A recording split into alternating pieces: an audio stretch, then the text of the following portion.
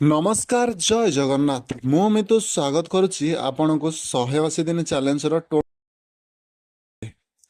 2 ଦିନ ହେଲା video upload ହେଇପାରୁନଥିଲା। କାରଣ ଥିଲା କିଛି ଅସୁବିଧା, ସେଥିପାଇଁ ଆପଣମାନଙ୍କୁ ବହୁତ ବହୁତ କ୍ଷମା, ସରି।